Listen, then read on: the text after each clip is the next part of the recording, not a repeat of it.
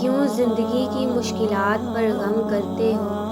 کیا تمہیں علم نہیں کہ خدا اپنے پسندیدہ لوگوں کو ہی آزماتا ہے؟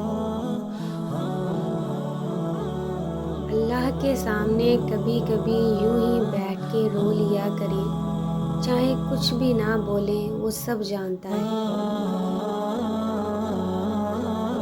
انسان کے ہاتھ میں صرف کوشش ہے، کامیابی یا ناکامی تو رب کی ذات دیتی ہے۔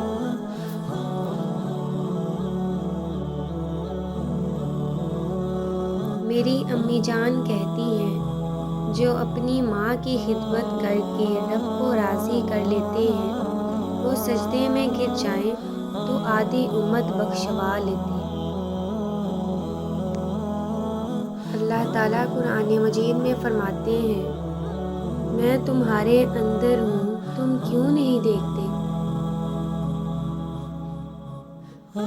خاموش رہو، صرف خدا ہی تمہارے دل کا بوجھ ہلکا کر سکتا ہے۔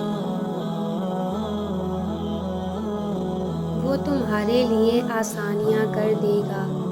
ہو سکتا ہے اللہ تمہاری ہر دعاؤں پہ کن کہنے ہی والا ہو، اور جہاں اتنا صبر کیا وہاں تھوڑا سا اور سہی تو سمجھ جاؤ نا، اب اللہ بس تم سے صبر مانگتا ہے، تو بس تھوڑا اور صبر۔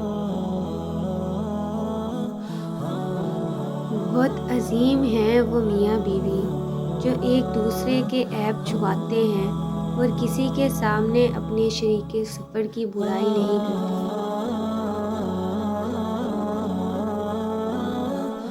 آغاز میں اللہ کچھ چیزیں مشکل ضرور بناتا ہے، مگر اختتام کو ہمیشہ ویسا ہی کرتا ہے جیسا تم چاہتے ہو۔